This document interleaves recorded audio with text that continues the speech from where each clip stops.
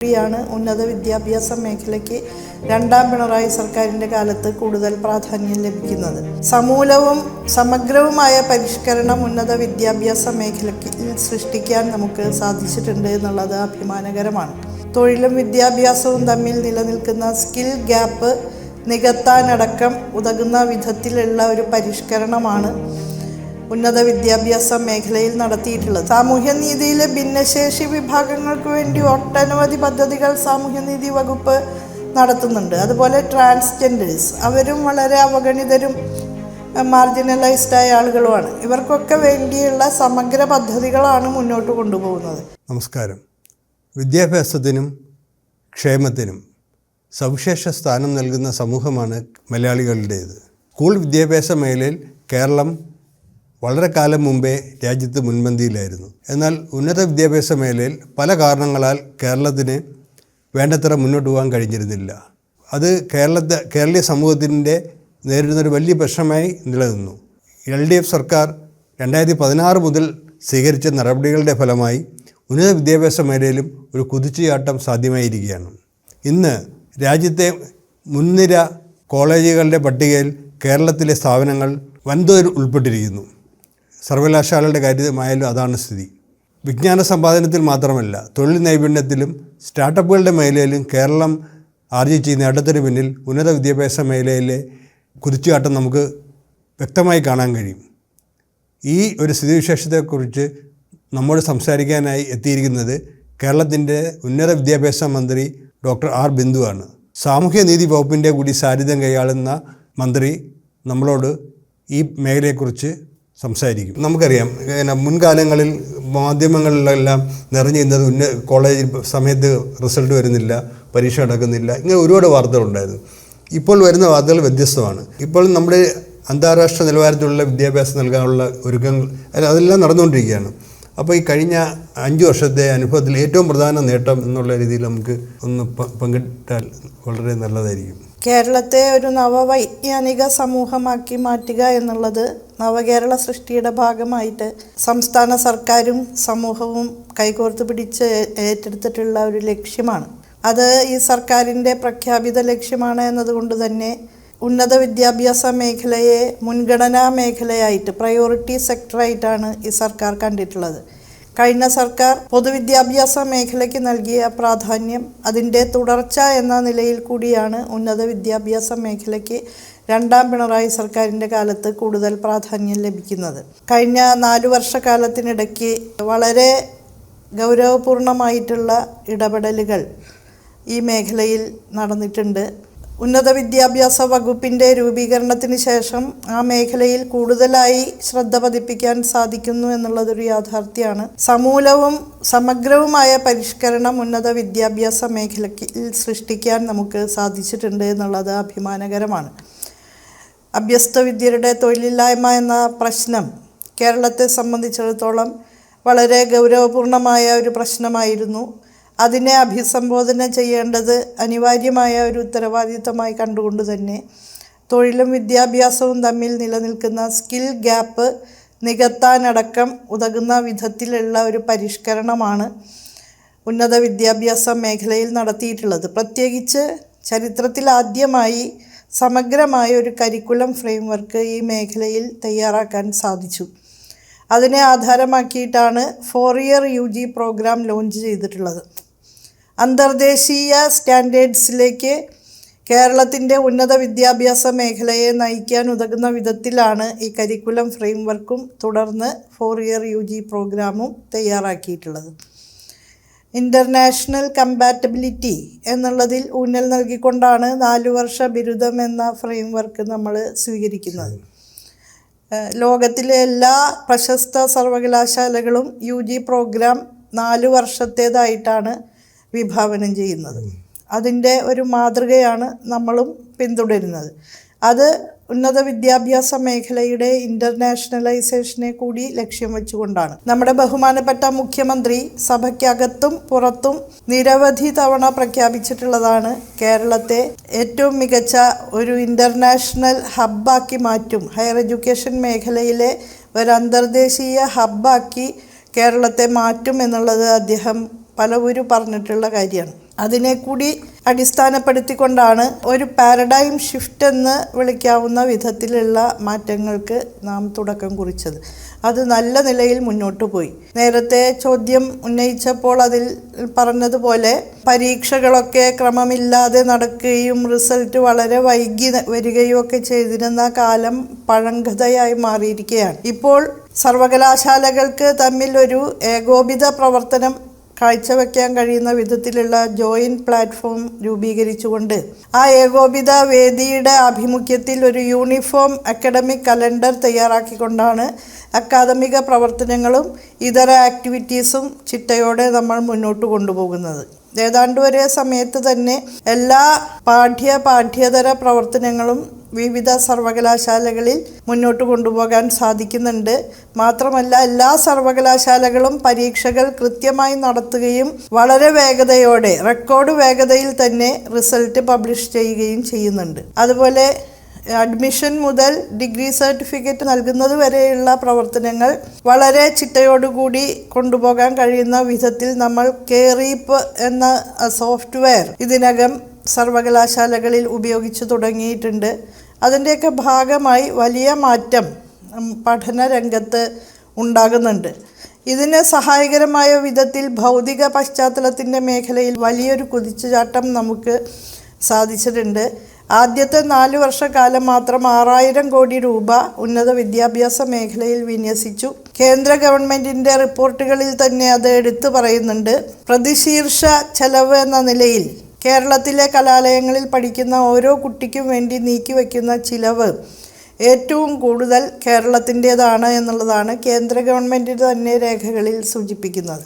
ഇടയ്ക്ക് ഞാൻ ഒരു ചോദ്യം, ഇപ്പം ഇതിൻ്റെ അത് ഇത്ര ഇടപെടലുകളുടെ ഫലമായി 2 കാര്യങ്ങളിൽ, ഒന്നാമത് റാങ്കിങ്ങിൽ തന്നെ പണ്ട് കേരളത്തിലെ ആദ്യത്തെ റാങ്കിങ്ങുകളിലൊന്നും കേരളത്തിലെ കോളേജുകളിലും സർവകലാശാലകളിലും വരില്ലായിരുന്നു. അതേപോലെ കൊഴിഞ്ഞുപോക്ക് തടയൽ, പ്രത്യേകിച്ച് പെൺകുട്ടികളുടെ കൊഴിഞ്ഞുപോക്ക് തടയൽ, അത് രണ്ടിലും കേരളം വളരെയധികം മുന്നിലെത്തി. അതെ, all India higher education survey പ്രകാരം പെൺകുട്ടികളുടെ എണ്ണത്തിലൊക്കെ വലിയ വർധനവാണ്. 53% പരം പെൺകുട്ടികളാണ് കേരളത്തിൻ്റെ ഉന്നത വിദ്യാഭ്യാസ മേഖലയിലുള്ളത്. അപ്പോൾ ജെൻഡർ പാരിറ്റിയുടെ കാര്യം അഡ്രസ്സ് ചെയ്യപ്പെട്ടു. അതുപോലെ പ്രാപ്യത, തുല്യത, ഈ 2 കാര്യങ്ങളിലും നമ്മൾ മികച്ച നിലയിലാണ് മുന്നോട്ട് പോകുന്നത്. സാമൂഹ്യനീതി സങ്കല്പനങ്ങൾ ഉയർത്തിപ്പിടിക്കുന്ന ഒരു സമൂഹമാണ് എക്കാലത്തും കേരളം. നമ്മുടെ ഉന്നത വിദ്യാഭ്യാസ മേഖലയിൽ ഈ സന്ദർഭത്തിൽ നല്ലതുപോലെ പ്രതിഫലിച്ചിട്ടുണ്ട്. അരികുവൽക്കരിക്കപ്പെട്ട വിദ്യാർത്ഥികൾ കൂടി ഹയർ എഡ്യൂക്കേഷൻ്റെ മേഖലയിൽ നല്ല മുന്നേറ്റം നടത്തുന്ന ഒരു കാലമാണ്. അവർക്ക് വേണ്ടുന്ന എല്ലാ സപ്പോർട്ടും ഗവൺമെൻറ്റും യൂണിവേഴ്സിറ്റികളും നൽകി വരുന്നുണ്ട്. അതുമാത്രമല്ല, നമ്മുടെ ഭൗതിക സാഹചര്യങ്ങളിലൊക്കെ ഉണ്ടായ മുന്നേറ്റം എന്ന് പറയുമ്പോൾ സ്മാർട്ട് ക്ലാസ് റൂമുകളോട് കൂടിയ അക്കാദമിക് ബ്ലോക്കുകൾ, വളരെ സൗകര്യപ്രദവും കാലാനുസാരിയായി പരിഷ്കരിക്കപ്പെട്ടതുമായ അഡ്മിനിസ്ട്രേറ്റീവ് ബ്ലോക്കുകൾ, സ്റ്റേറ്റ് ഓഫ് ദ ആർട്ട് സൗകര്യങ്ങളുള്ള ലാബ് കോംപ്ലക്സുകൾ, വളരെ മോഡേണൈസ്ഡായ ലൈബ്രറികൾ, ഇതെല്ലാം നമുക്ക് സർവകലാശാലകളിലും കലാലയങ്ങളിലും സാധ്യമാക്കാനായി എന്നുള്ളത് എടുത്തു പറയേണ്ട ഒരു നേട്ടമായി ഞാൻ കരുതുകയാണ്. പ്രത്യേകിച്ച് കേരള സർവകലാശാലയിലും മഹാത്മാഗാന്ധി സർവകലാശാലയിലും കുസാറ്റിലുമൊക്കെ ദക്ഷിണേന്ത്യയിലെ തന്നെ ഏറ്റവും മികച്ച ലബോറട്ടറി സൗകര്യമാണ് ഇന്നുള്ളത്. കുസാറ്റിൽ മാത്രം 250 കോടി രൂപയിൽ പരം തുകയാണ് ലാബ് എക്യുപ്മെൻറ്റ്സ് വാങ്ങുന്നതിനും ലാബ് ഇൻഫ്രാസ്ട്രക്ചർ വികസിപ്പിക്കുന്നതിനുമായിട്ട് നൽകിയിട്ടുള്ളത്. കിഫ്ബിയിലൂടെ നമ്മുടെ സർവകലാശാലകളിൽ ട്രാൻസ്ലേഷണൽ റിസർച്ച് സെൻറ്റേഴ്സ് തയ്യാറാക്കുന്നതിനും ഇൻ്റർനാഷണൽ ഹോസ്റ്റൽസ് തയ്യാറാക്കുന്നതിനുമൊക്കെ ധനസഹായം ലഭ്യമാക്കിയിട്ടുണ്ട്. റൂസ പദ്ധതി, അതുപോലെ സംസ്ഥാന ഗവൺമെൻറ്റിൻ്റെ പ്ലാൻ ഫണ്ട്, ഇതെല്ലാം ഉപയോഗിച്ചുകൊണ്ട് 2500 കോടിയിലേറെ രൂപ ഭൗതിക പശ്ചാത്തലം മെച്ചപ്പെടുത്തുന്നതിന് വേണ്ടി മാത്രം നൽകിയിട്ടുണ്ട്.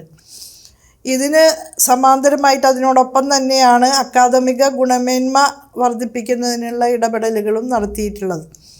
ഇന്നിപ്പോൾ സെൻറ്റേഴ്സ് ഓഫ് എക്സലൻസ് എന്നുള്ള നിലയിൽ ഈ ഉന്നത വിദ്യാഭ്യാസ മേഖലയെ ശാക്തീകരിക്കുന്നതിന് ആവശ്യമായിട്ടുള്ള വിവിധ കേന്ദ്രങ്ങൾ വികസിപ്പിക്കുകയാണ്. അതുപോലെ ഏറ്റവും അഡ്വാൻസ്ഡ് ആയിട്ടുള്ള വിഷയ മേഖലകളിൽ ആഴത്തിൽ ഗവേഷണം നടത്തി സമൂഹത്തിന് ആവശ്യമായിട്ടുള്ള ഉൽപ്പന്നങ്ങളും പ്രക്രിയകളുമൊക്കെ വികസിപ്പിക്കാൻ തക്ക വിധത്തിലുള്ള സെൻറ്റേഴ്സ് ഓഫ് എക്സലൻസും ധാരാളമായിട്ട് സ്ഥാപിച്ചുകൊണ്ടിരിക്കുകയാണ്. ഈ അധ്യാപക നിയമനത്തിലും ഈ കഴിഞ്ഞ 4-4.5 വർഷത്തിനിടയിൽ അധ്യാപക നിയമനത്തിലും വലിയ റെക്കോർഡാണ് ഉണ്ടായിരിക്കുന്നതെന്നാണ് അതെ. ഇതിനെയെല്ലാം അടിസ്ഥാനപ്പെടുത്തിക്കൊണ്ടാണ് നമ്മുടെ ദേശീയ അന്തർദേശീയ ഗുണനിലവാര പരിശോധനകളിൽ റാങ്കിങ്ങിലും ഗ്രേഡിങ്ങിലും ഒക്കെ നമ്മുടെ സ്ഥാപനങ്ങൾ മുൻപന്തിയിൽ വരുന്നത്. ഇപ്പോൾ കേരള സർവകലാശാലയും മഹാത്മാഗാന്ധി സർവകലാശാലയും A++ ആണ് നേടിയിട്ടുള്ളത് നാക് അക്രഡിറ്റേഷനിൽ. കാലടി സർവകലാശാലയും കാലിക്കറ്റ് യൂണിവേഴ്സിറ്റിയും കുസാറ്റും A+ ആണ് നേടിയിട്ടുള്ളത്. നമ്മുടെ മിക്കവാറും കോളേജുകൾ ഉന്നത നിലവാരം തന്നെ നാക് അക്രഡിറ്റേഷനിലും NIRF റാങ്കിങ്ങിലും പുലർത്തുന്നുണ്ട് എന്നുള്ളത് അഭിമാനകരമാണ്. അതായത് ആദ്യ 300 റാങ്കിനുള്ളിൽ 74 ഇൻസ്റ്റിറ്റ്യൂഷൻസ് കേരളത്തിൽ നിന്നുള്ളതാണ്. ഇത് സൂചിപ്പിക്കുന്നത് 26% ഏറ്റവും മികച്ച സ്ഥാപനങ്ങൾ, ഉന്നത വിദ്യാഭ്യാസ സ്ഥാപനങ്ങൾ കേരളത്തിലാണ് ഉള്ളത് എന്നുള്ളതാണ്. അതുപോലെ NIRF റാങ്കിങ്ങിൽ പൊതു സർവകലാശാലകളുടെ ലിസ്റ്റിൽ ആദ്യ 1 ഡസൻ സ്ഥാപനങ്ങൾ എടുത്താൽ അതിൽ 3 കേരളത്തിൽ നിന്നാണ്. അപ്പോൾ NIRF റാങ്കിങ്ങിൻ്റെ പട്ടിക പരിശോധിച്ചാലും നാക് അക്രഡിറ്റേഷൻ പ്രോസസ്സിൽ ഗ്രേഡ് മികച്ചത് നേടുന്നതുമായി ബന്ധപ്പെട്ടും നമ്മുടെ സ്ഥാപനങ്ങൾ ഈ ഗവൺമെൻറ്റിൻ്റെ കാലത്ത് വളരെ മികച്ച പെർഫോമൻസാണ് കാഴ്ചവെച്ചിട്ടുള്ളത്. അതുമാത്രമല്ല ഇൻ്റർനാഷണൽ റാങ്കിങ്ങിലും അവ വളരെ നല്ല നിലയിൽ, അന്തസ്സുറ്റ നിലയിൽ തന്നെ ഇടം പിടിക്കുന്നു എന്നുള്ളത് അഭിമാനകരമാണ്. ഈ അരികുവൽക്കരിക്കപ്പെട്ടവരിലേക്ക് എത്തുക എന്നതിൻ്റെ ഭാഗമാണ്. ഇപ്പം ഒരു കണക്ക് കണ്ടത് കഴിഞ്ഞ ഈ 2021-25 കാലഘട്ടത്തിൽ 143 പുതിയ കോളേജുകൾ. മുഖ്യമന്ത്രിയുടെ പ്രതിഭാ പുരസ്കാരം എന്നുള്ളത് ഈ ഗവൺമെൻറ്റിൻ്റെ കാലത്ത് ആരംഭിച്ച പദ്ധതിയാണ്. സാമൂഹ്യമായും സാമ്പത്തികമായും പിന്നിലയിലുള്ളവരാണെങ്കിലും മികച്ച മെറിറ്റ് നേടുന്ന വിദ്യാർത്ഥികൾക്ക്, അതായത് പരീക്ഷകളിലൊക്കെ മികച്ച പെർഫോമൻസ് കാഴ്ചവെക്കുന്ന അരികുവൽകൃത വിഭാഗങ്ങളിൽ നിന്നുള്ള കുട്ടികൾക്കാണ് മുഖ്യമന്ത്രിയുടെ പ്രതിഭാ പുരസ്കാരം നൽകുന്നത്. 1000 കുട്ടികൾക്ക് 1 ലക്ഷം രൂപയുടെ സ്കോളർഷിപ്പാണ് നൽകുന്നത്. രാജ്യത്തെ തന്നെ ഏറ്റവും ഉയർന്ന സ്കോളർഷിപ്പാണ് മുഖ്യമന്ത്രിയുടെ പ്രതിഭാ പുരസ്കാരം. റിസർച്ചിൻ്റെ മേഖലയിലും നവകേരള പോസ്റ്റ് ഡോക്ടറൽ ഫെല്ലോഷിപ്പ് ഈ ഇന്ത്യയിൽ തന്നെ ഏറ്റവും ഉയർന്ന ഫെല്ലോഷിപ്പാണത്. പ്രതിമാസം 1 ലക്ഷം രൂപ വരെ സ്കോളറിന് കിട്ടാവുന്ന വിധത്തിലാണ് ആ ഫെല്ലോഷിപ്പ്. അത് കേരളത്തിൻ്റെ അടിസ്ഥാന മേഖലകളായ കൃഷി, വ്യവസായം, ആരോഗ്യം തുടങ്ങിയ മേഖലകളിലൊക്കെ നിലനിൽക്കുന്ന ചില പ്രശ്നങ്ങളെ അഭിസംബോധന ചെയ്ത് അവയ്ക്കുള്ള ഒരു സൊല്യൂഷൻ, പരിഹാരം നിർദ്ദേശിക്കാനായിട്ട് യുവ ഗവേഷകർ നടത്തുന്ന ഗവേഷണത്തിനാണ് മുഖ്യമന്ത്രിയുടെ പോസ്റ്റ് ഡോക്ടറൽ ഫെല്ലോഷിപ്പ് നൽകുന്നത്. അതിൻ്റെ ഭാഗമായി ഒട്ടേറെ പുതിയ കണ്ടുപിടുത്തങ്ങൾ ഉയർന്നു വന്നിട്ടുണ്ട്. പേറ്റൻറ്റുകൾ നമുക്ക് നേടാനായി സമൂഹത്തിനാവശ്യമായ മരുന്നുകൾ ഉൾപ്പെടെ ഈ ഗവേഷണത്തിൻ്റെ ഭാഗമായിട്ട് ലഭ്യമായിട്ടുണ്ട് എന്നുള്ളത് വലിയൊരു നേട്ടമാണ്. അതുപോലെ ഇതിനകം സ്ഥാപിച്ചു കഴിഞ്ഞിട്ടുള്ള സെൻറ്റേഴ്സ് ഓഫ് എക്സലൻസിൽ പ്രധാനപ്പെട്ട ഒന്നാണ് centre for research support network. അതായത് റീസെർച്ചിന്, ഗവേഷണത്തിന് ആവശ്യമായ പിന്തുണ നൽകുന്നതിനും ഇൻഫ്രാസ്ട്രക്ചർ സൗകര്യങ്ങൾ ഷെയർ ചെയ്യുന്നതിനും ഗ്രാൻറ്റുകളും ഫെല്ലോഷിപ്പുകളും എവിടെ നിന്ന് ലഭിക്കുന്നു, എങ്ങനെ ലഭിക്കുന്നു എന്നൊക്കെയുള്ള മാർഗനിർദ്ദേശം നൽകുന്നതിനും പേറ്റൻറ്റുകൾ രജിസ്റ്റർ ചെയ്യുന്നതിനുള്ള മാർഗനിർദ്ദേശം നൽകുന്നതിനുമൊക്കെ സഹായകരമായ വിധത്തിലുള്ള ഒരു സപ്പോർട്ട് സംവിധാനമാണത്. അതുപോലെ centre for excellence in teaching, learning and training, അത് ടീച്ചേഴ്സിനെയും സ്റ്റുഡൻസിനെയും നോൺ ടീച്ചിങ് സ്റ്റാഫിനെയും ഒക്കെ ട്രെയിൻ ചെയ്ത് എക്യുപ്ഡ് ആക്കുന്നതിന് വേണ്ടിയിട്ടുള്ള പ്രത്യേക സെൻറ്ററാണ്. അതുപോലെ ഭാഷാ നെറ്റ്വർക്ക്, കേരള ലാംഗ്വേജ് നെറ്റ്വർക്ക് എന്ന് പറയുന്നത് ഭാഷകളുടെ മുന്നോട്ട് പോക്കിന് വേണ്ടിയിട്ടുള്ളതാണ്. പ്രത്യേകിച്ച് മലയാള ഭാഷയുടെ പ്രചരണത്തിനും അതിൻ്റെ സംസ്ഥാപനത്തിനുമൊക്കെ വേണ്ടിയിട്ടുള്ള ഒരു സെൻറ്ററാണ് അത്. ഇപ്പോഴ് ഈ പറഞ്ഞതിൻ്റെ ഇപ്പം ഫെബ്രുവരി 9 മുതൽ തിരുവനന്തപുരത്ത് ദേശീയ കോൺഫറൻസ് നടത്തിയാണ്, ഉന്നത വിദ്യാഭ്യാസ മേഖലയുടെ എക്സ്പോയിങ് കോൺഫറൻസും. അതിൻ്റെ എൻ്റെ ലക്ഷ്യങ്ങളൊക്കെ വന്നിട്ടുണ്ട്. ദേശാവിനിക്ക് വേണ്ടി കുറച്ച് വിശദീകരിക്കാൻ കഴിയും. കഴിഞ്ഞ വർഷം ജനുവരി മാസത്തിൽ കുസാറ്റിൽ വെച്ച് ഒരു ഇൻ്റർനാഷണൽ കോൺഫറൻസ് നടത്തുകയുണ്ടായി. ഉന്നത വിദ്യാഭ്യാസ മേഖലയിലെ എല്ലാ പ്രശ്നങ്ങളെയും സ്പർശിച്ചു പോകുന്ന വിധത്തിൽ സർവതല സ്പർശിയായിട്ടുള്ള ഒരു കോൺഫറൻസ് ആയിരുന്നു അത്. നെക്സ്റ്റ് ജെൻ ഹയർ എഡ്യൂക്കേഷൻ എന്നുള്ളതാണ്, Kerala's next gen higher education എന്നുള്ളതാണ് അതിൻ്റെ മുഖ്യ പ്രമേയമായിരുന്നത്. അപ്പോൾ അടുത്ത തലമുറയ്ക്ക് വേണ്ടി എന്ത് നൽകണം എന്നുള്ളതിനെ പറ്റി അതിൻ്റെ എല്ലാ വിശദാംശങ്ങളോടും ചർച്ച ചെയ്ത് ഏറ്റവും വിദഗ്ധരായവരെ പങ്കെടുപ്പിച്ചുകൊണ്ട് നടത്തിയ ഗ്ലോബൽ മീറ്റിൻ്റെ എല്ലാ രേഖകളും നമുക്ക് ഡോക്യുമെൻ്റ് ചെയ്യാൻ സാധിച്ചിട്ടുണ്ട്. ഇപ്പോൾ നമ്മൾ നടത്താൻ പോകുന്നത് കൂടുതൽ ഊന്നൽ കൊടുക്കുന്നത് റിസർച്ചുമായി ബന്ധപ്പെട്ട കാര്യങ്ങൾക്കാണ്. കാരണം കേരളം പൊതുവിൽ ഇതുവരെ അച്ചീവ് ചെയ്ത നേട്ടങ്ങളെ വെച്ച് നോക്കുമ്പോൾ പ്രാപ്യതയും തുല്യതയും സാമൂഹ്യ നീതിയും ഒക്കെ നമുക്ക് നന്നായി ഉറപ്പാക്കാൻ കഴിഞ്ഞിട്ടുണ്ട്. ഓരോ കുട്ടിയും ടീച്ചറും തമ്മിലുള്ള അനുപാതം പരിശോധിച്ചാലും കുട്ടിയും കോളേജിൻ്റെ അവൈലബിലിറ്റിയുടെ അനുപാതം പരിശോധിച്ചാലും ഒക്കെ മറ്റ് സംസ്ഥാനങ്ങളെ അപേക്ഷിച്ച് നമ്മൾ ബഹുദൂരം മുന്നിലാണ്. നമുക്ക് ഇനി വളരേണ്ടത് റിസർച്ചിൻ്റെ മേഖലയിലാണ്. രാജ്യത്ത് മാത്രമല്ല അന്തർദേശീയ തലത്തിൽ തന്നെ അറിയപ്പെടുന്ന വിധത്തിലുള്ള കുറേ റിസർച്ച് സെൻറ്റേഴ്സ് നമുക്ക് വികസിപ്പിക്കേണ്ടതുണ്ട്. ഗവേഷണത്തിൻ്റെ മേഖലയിൽ കൂടുതൽ ശാക്തീകരിക്കപ്പെടുന്നതിന് വേണ്ടി സഹായകരമായ നിലയിലാണ് ഇപ്പോൾ ഈ റിസർച്ച് കോൺഫറൻസ് നമ്മൾ സംഘടിപ്പിക്കുന്നത്. 3 ദിവസം നീണ്ടു നിൽക്കുന്ന കോൺഫറൻസാണ് ഉദ്ദേശിക്കുന്നത്. ഇതിൻ്റെ ഭാഗമായി വിവിധ സർവകലാശാലകളും കോളേജുകളും ഒക്കെ ഈ അടുത്ത കാലത്തായി കണ്ടെത്തിയിട്ടുള്ള പ്രൊഡക്റ്റുകൾ, പ്രക്രിയകൾ, സർവീസുകൾ അതെല്ലാം പ്രദർശിപ്പിക്കുന്ന ഒരു വിപുലമായ എക്സിബിഷനും കൂടി സംഘടിപ്പിക്കുന്നുണ്ട്. അപ്പോൾ ഇതിൻ്റെ ഭാഗമായിട്ട് സ്കോളർ കണക്റ്റ് എന്ന് പറഞ്ഞ ഒരു സംവിധാനം കൂടി ഉദ്ഘാടനം ചെയ്യുന്നുണ്ട്. അതായത് നമ്മുടെ സംസ്ഥാനത്തിന് പുറത്തുള്ള വിദേശത്തും മറ്റ് സംസ്ഥാനങ്ങളിലുമുള്ള കേരളത്തിൽ നിന്നുള്ള ഡയാസ്പോറ അവരെ എങ്ങനെ പ്രയോജനപ്പെടുത്താം, നമ്മുടെ ഇൻ്റലക്ച്വൽസ്, അക്കാഡമീഷ്യൻസ്, റിസർച്ച് ചെയ്യുന്നവർ അവരൊക്കെ ഈ ലോകത്തിൻ്റെ വിവിധ ഭാഗങ്ങളിൽ പ്രശസ്തമായ യൂണിവേഴ്സിറ്റികളിലുണ്ട്. അവരുടെ വിപുലമായ അനുഭവങ്ങൾ നമ്മുടെ വിദ്യാർത്ഥികൾക്കും അധ്യാപകർക്കും ഗവേഷകർക്കുമൊക്കെ പങ്കുവയ്ക്കാവുന്ന രീതിയിലാണ് ഈ സംവിധാനം വിഭാവനം ചെയ്യപ്പെടുന്നത്. അപ്പോൾ ഓൺലൈനിലൂടെ അവരെയൊക്കെ മീറ്റ് ചെയ്യാനും അവരുടെ അനുഭവങ്ങൾ ഷെയർ ചെയ്യാനും നമ്മുടെ കുട്ടികൾക്ക് സാധിക്കും. തൊഴിലും വിദ്യാഭ്യാസവും തമ്മിൽ നിലനിൽക്കുന്ന സ്കിൽ ഗ്യാപ്പ് നികത്താൻ കഴിയുന്ന വിധത്തിൽ സ്കിൽ എൻഹാൻസ്മെൻറ്റ് പ്ലാറ്റ്ഫോമുകൾ വിദ്യാഭ്യാസ മേഖലയിൽ വിപുലമായിട്ട് വികസിപ്പിക്കുകയാണ്. ഹയർ എഡ്യൂക്കേഷൻ വകുപ്പിന് കീഴിൽ പ്രവർത്തിക്കുന്ന ASAP Kerala, additional skill acquisition programme Kerala വളരെ നല്ല സേവനമാണ് ഈ മേഖലയിൽ കാഴ്ചവെക്കുന്നത്. 150-ൽ പരം സ്കിൽ കോഴ്സുകൾ നൽകാൻ പാകത്തിൽ സജ്ജമാണ് അസാപ്പ്. അതുകൂടാതെ ഗവൺമെൻറ്റിൻ്റെ തന്നെ വിവിധങ്ങളായിട്ടുള്ള സ്കിൽ എൻഹാൻസ്മെൻറ്റ് ഏജൻസികളുണ്ട്. IHRDക്ക് അതിന് സാധ്യതയുണ്ട്. ICT അക്കാദമി, കെയ്സ്, CCEK അങ്ങനെ ഒട്ടനവധി സ്ഥാപനങ്ങളുണ്ട്. അവയെല്ലാം എംപാനൽ ചെയ്ത് എല്ലാ ഉന്നത വിദ്യാഭ്യാസ സ്ഥാപനങ്ങളിലും ഈ ഏജൻസികളുടെ സഹായത്തോടു കൂടി skill development and career planning cells ആരംഭിച്ചു കഴിഞ്ഞിട്ടുണ്ട്. സ്കിൽ കോഴ്സുകൾക്ക് ക്രെഡിറ്റ് നൽകാനുള്ള സംവിധാനമാണ് സ്വീകരിച്ചിട്ടുള്ളത്. അപ്പോൾ ഏതെങ്കിലും ഒരു മേഖലയിൽ പ്രവർത്തിന്മുഖ വിദ്യാഭ്യാസം, അതാണ് എക്സ്പീരിയൻഷ്യൽ ലേണിംഗ് എന്നുള്ളതിന് കൂടുതൽ പ്രാധാന്യം കൊടുത്തുകൊണ്ടാണ് പുതിയ കരിക്കുലം ഫ്രെയിംവർക്ക് തയ്യാറാക്കിയിട്ടുള്ളത്. അപ്പോൾ അവർക്ക് ചെയ്ത് പഠിക്കാനുള്ള അവസരം കൂടി ക്യാമ്പസിൽ നിന്ന് തന്നെ ലഭിക്കുകയാണ്. ഏൺ വൈൽ യു ലേൺ, അതായത് പഠിക്കുമ്പോൾ തന്നെ തൊഴിലാഭിമുഖ്യം വളർത്തുക, സംരംഭകത്വ താല്പര്യങ്ങൾ വളർത്തുക, ചെയ്ത് പഠിക്കാനുള്ള പരിശീലനം കൊടുക്കുക. ഇതൊക്കെ അതോടൊപ്പം തന്നെ കുറച്ച് വരുമാനവും അവർക്ക് പഠനവേളയിൽ തന്നെ ലഭിക്കും. ഏൺ വൈൽ യു ലേൺ ആയിട്ട് ബന്ധപ്പെട്ട വിവിധ പ്രൊജക്റ്റുകൾ നമ്മുടെ കലാലയങ്ങളിൽ നടപ്പാക്കുകയാണ്.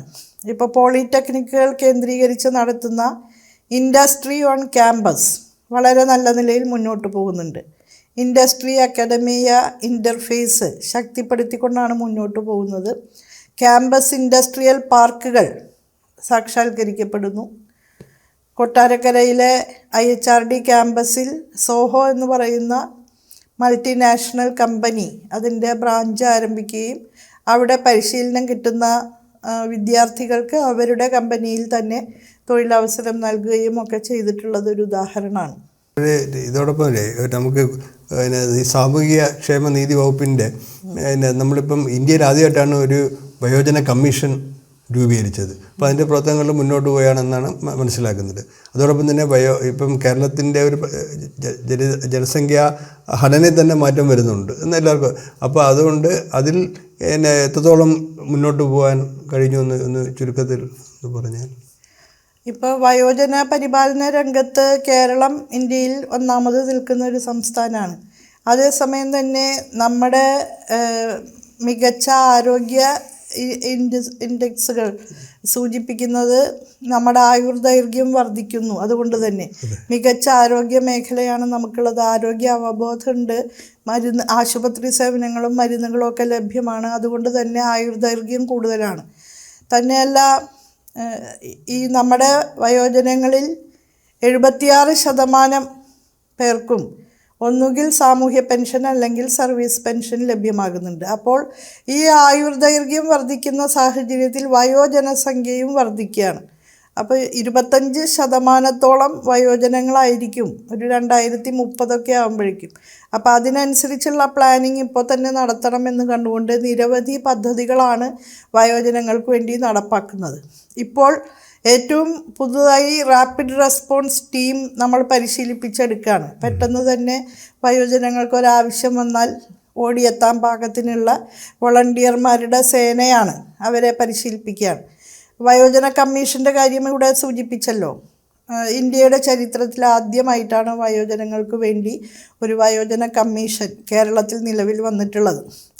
ഇപ്പം തന്നെ MWPSC ആക്ട്, അതായത് മുതിർന്ന പൗരന്മാർക്കും രക്ഷിതാക്കൾക്കും വേണ്ടിയുള്ള കേന്ദ്ര നിയമം, അതിൻ്റെ പ്രൊവിഷൻസ് പാലിക്കുന്നതുമായി ബന്ധപ്പെട്ട് നമുക്ക് 27 റവന്യൂ ജില്ലകളിലും നല്ല രീതിയിൽ പ്രവർത്തിക്കുന്ന മെയിൻ്റനൻസ് ട്രിബ്യൂണലുകളുണ്ട്. RDO ആണ് അതിൻ്റെ അധ്യക്ഷൻ എങ്കിലും സാമൂഹ്യനീതി വകുപ്പാണ് അതിനു വേണ്ടുന്ന എല്ലാ ഇൻസ്റ്റിറ്റ്യൂഷണൽ സപ്പോർട്ടും കൊടുക്കുന്നത്. അവ പ്രവർത്തിക്കുന്നുണ്ട്. നല്ല നിലയിൽ വയോജനങ്ങൾക്ക് അവരുടെ പരാതികളൊക്കെ അവിടെ ബോധിപ്പിക്കാൻ കഴിയുന്നുണ്ട് എങ്കിൽ പോലും ഒരു അളവ് വരെ ബ്യൂറോക്രാറ്റിക് സ്വഭാവം അതിനുണ്ട്. അതുകൊണ്ട് കൂടിയാണ് വയോജന കമ്മീഷൻ നമ്മൾ രൂപീകരിക്കുമ്പോൾ ജനങ്ങളുടെ ഇടയിൽ പ്രവർത്തിക്കുന്നവർ എന്നുള്ള നിലയിൽ ഈ പ്രശ്നങ്ങൾ ഉണ്ടാകുമ്പോൾ വയോജനങ്ങളുടെ അടുത്ത് ചെന്ന് വേണ്ടുന്ന സമാശ്വാസ നടപടികൾ സ്വീകരിക്കാനുള്ള സംവിധാനം കൂടിയാകുകയാണ്. അതുമാത്രമല്ല, വയോജനങ്ങൾക്ക് ഒരുപാട് അനുഭവ സമ്പത്തുണ്ട്.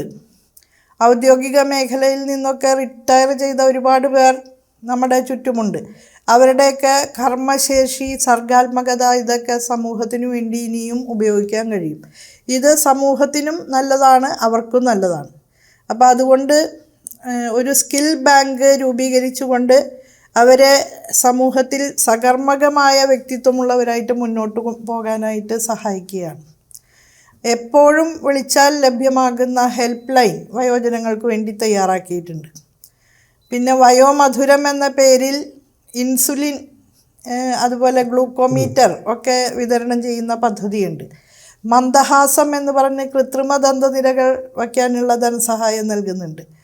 സായംപ്രഭ ഹോമുകൾ എന്ന നിലയിൽ മികച്ച നിലവാരമുള്ള പകൽ വീടുകൾ സാമൂഹ്യനീതി വകുപ്പിന് കീഴിൽ പ്രവർത്തിക്കുന്നുണ്ട്.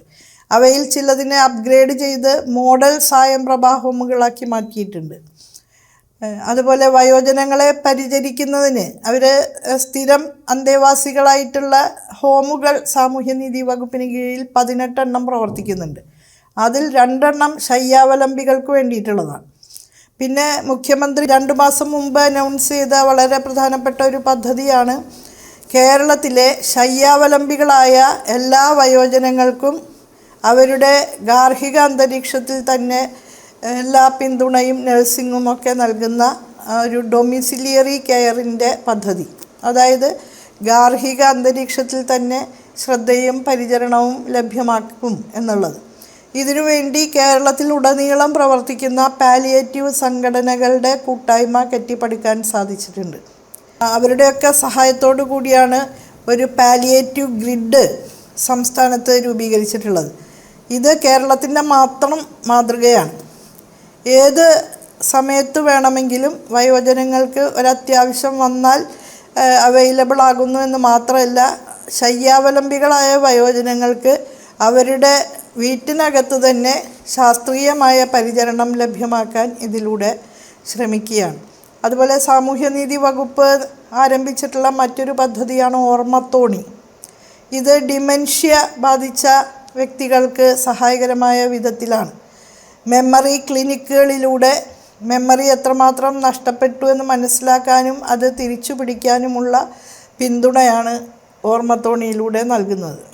സാമൂഹ്യനീതിയിലെ ഭിന്നശേഷി വിഭാഗങ്ങൾക്ക് വേണ്ടി ഒട്ടനവധി പദ്ധതികൾ സാമൂഹ്യനീതി വകുപ്പ് നടത്തുന്നുണ്ട്. അതുപോലെ ട്രാൻസ്ജെൻഡേഴ്സ്, അവരും വളരെ അവഗണിതരും മാർജിനലൈസ്ഡായ ആളുകളുമാണ്. ഇവർക്കൊക്കെ വേണ്ടിയുള്ള സമഗ്ര പദ്ധതികളാണ് മുന്നോട്ട് കൊണ്ടുപോകുന്നത്. ഭിന്നശേഷി ശാക്തീകരണ മേഖലയിൽ നിപ്മർ ഇതെല്ലാം സാമൂഹ്യനീതി വകുപ്പിന് കീഴിൽ പ്രവർത്തിക്കുന്ന പുനരധിവാസ ശാക്തീകരണ കേന്ദ്രങ്ങളാണ്. ഭിന്നശേഷിക്കാർക്ക് സമൂഹത്തിൻ്റെ അവിഭാജ്യ ഘടകങ്ങളായിട്ട് എല്ലാ മേഖലയിലും തങ്ങളുടെ സാന്നിധ്യം ഉറപ്പിച്ച് ആത്മവിശ്വാസത്തോടെ മുന്നോട്ട് പോകാൻ കഴിയുന്ന വിധത്തിലുള്ള പരിശീലനം ഈ സ്ഥാപനങ്ങളിൽ നിന്ന് ലഭ്യമാക്കുന്നുണ്ട്. അതുപോലെ അമ്മയുടെ വയറ്റിൽ ഭ്രൂണാവസ്ഥയിലിരിക്കുമ്പോൾ തന്നെ ഭിന്നശേഷിത്വം തിരിച്ചറിയാനും വ്യതിയാനങ്ങൾ കറക്റ്റ് ചെയ്തെടുക്കാനുമൊക്കെയുള്ള സംവിധാനമാണ് പ്രാരംഭ ഇടപെടൽ കേന്ദ്രങ്ങൾ, ഏർലി ഇൻ്റർവെൻഷൻ സെൻറ്റേഴ്സിലൂടെ നടത്തുന്നത്. നമ്മുടെ എല്ലാ മെഡിക്കൽ കോളേജുകളിലും നിപ്മറിലും ഏർലി ഇൻ്റർവെൻഷനുമായി ബന്ധപ്പെട്ട പ്രവർത്തനങ്ങൾ നടക്കുന്നുണ്ട്. അതുപോലെ 7 ഇടങ്ങളിൽ ഓട്ടിസം സെൻറ്ററുകൾ നമുക്ക് സ്ഥാപിക്കാനായിട്ടുണ്ട്. അതുപോലെ മോഡൽ അംഗനവാടികൾ, അത് നന്നേ ചെറുപ്പത്തിൽ തന്നെ ഭിന്നശേഷിത്വം, അതിൻ്റെ പ്രയാസങ്ങൾ, വ്യതിയാനങ്ങൾ കൃത്യമായിട്ട് മനസ്സിലാക്കി കറക്റ്റ് ചെയ്തെടുക്കുന്നതിനുള്ള പ്രത്യേക പരിശീലനം ലഭിച്ച അധ്യാപികമാരുടെ സഹായത്തോടു കൂടി മുന്നോട്ട് കൊണ്ടുപോവുകയാണ്. മൊബൈൽ ഇൻ്റർവെൻഷൻ സെൻറ്റേഴ്സ് 25 സംസ്ഥാനത്ത് പ്രവർത്തിക്കുന്നുണ്ട്. ഭിന്നശേഷിക്കാർക്ക് വിദ്യാഭ്യാസത്തിനും തൊഴിൽ ലഭിക്കുന്നതിനും സ്കിൽ എൻഹാൻസ്മെൻറ്റിനുമെല്ലാം ധനസഹായം നൽകുന്ന പദ്ധതികളുണ്ട്. അവരുടെ വിവാഹത്തിന് വേണ്ട ധനസഹായം നൽകുന്നുണ്ട്. ഭിന്നശേഷിക്കാരായവരുടെ മക്കൾക്കും പഠനത്തിനും വിവാഹത്തിനും മറ്റും ധനസഹായം നൽകുന്നുണ്ട്. ആശ്വാസകിരണം പോലുള്ള പദ്ധതികൾ ഭിന്നശേഷിക്കാരെ പരിചരിക്കുന്നവർക്കുള്ള ധനസഹായമാണ്. തീവ്ര ഭിന്നശേഷി ഉള്ളവരും ചലനരഹിതരുമൊക്കെ ആയിട്ടുള്ളവരെ പരിചരിക്കുന്നതിന് നൽകുന്ന ധനസഹായമാണ് ആശ്വാസകിരണം പദ്ധതി. അങ്ങനെ വകുപ്പിന് കീഴിൽ ഒട്ടനവധി പദ്ധതികൾ ഭിന്നശേഷിക്കാർക്കായിട്ടുണ്ട്. അതുപോലെ മഴവില്ല് എന്ന സമഗ്ര പദ്ധതിയിലൂടെ ട്രാൻസ്ജെൻഡേഴ്സിൻ്റെ സമ്പൂർണ്ണ പുനരധിവാസം ലക്ഷ്യമാക്കുന്നുണ്ട്. ഇപ്പോൾ അവർക്ക് ഏറ്റവും പുതുതായി ഒരു ഭവന പദ്ധതി സുഭദ്രം എന്ന പേരിൽ ആവിഷ്കരിച്ചിട്ടുണ്ട്. അവർക്ക് ഏത് ഘട്ടത്തിലും വിദ്യാഭ്യാസം ചെയ്യുന്നതിന് പ്രതിമാസ ധനസഹായം ഉൾപ്പെടെ നൽകുന്നുണ്ട്. സ്കൂൾ തലത്തിലും കോളേജ് തലത്തിലുമെല്ലാം നൽകുന്നുണ്ട്. ഹോസ്റ്റൽ ഫീസ് നൽകുന്നുണ്ട്. സ്കിൽ എൻഹാൻസ്മെൻറ്റിന് പ്രത്യേക പദ്ധതികളുണ്ട്. അതുപോലെ അവർക്ക് തൊഴിലിലേക്ക് പോകാനോ തങ്ങളുടെ സർഗശേഷി വികസിപ്പിക്കാനോ ഒക്കെ അവരാഗ്രഹിക്കുന്ന പക്ഷം അതിനുവേണ്ട സാമ്പത്തിക പിന്തുണ നൽകുന്നുണ്ട്. അതോടൊപ്പം തന്നെ അവരുടെ സെക്സ് റീഅസൈൻമെൻറ്റ് സർജറിക്ക് വേണ്ട ധനസഹായം നൽകുകയും അതിനെ തുടർന്നുള്ള മെഡിക്കൽ ആവശ്യങ്ങൾക്ക് ധനസഹായം നൽകുകയും ചെയ്യുന്നുണ്ട്. ഇത്തരത്തിൽ വളരെ സമഗ്രമായൊരു സമീപനമാണ് സാമൂഹ്യനീതി മേഖലയിലും സർക്കാർ നടത്തി വരുന്നത്. ഇതിനൊക്കെ വളരെ ക്രിയാത്മകമായും സജീവമായും നേതൃത്വം നൽകുന്ന ഒരു അനുഭവമാണ് നമ്മുടെ മുമ്പിലുള്ളത്. അപ്പോൾ ഇന്ന് വളരെ തിരക്കുള്ള ദിവസമായിരുന്നു. പതിവ് ചുമതലകൾക്ക് പുറമെ നിയമസഭ കൂടെ സമ്മേളിക്കുന്ന ദിവസമായിരുന്നു. ഇതിൽ നിന്നും സമയം കണ്ടെത്തി നമുക്ക് വേണ്ടി ഇത്രയും വിലയേറിയ അനുഭവങ്ങൾ പങ്കുവച്ച മന്ത്രി ആർ ബിന്ദുവിന് നന്ദി രേഖപ്പെടുത്തുന്നു. Thank you.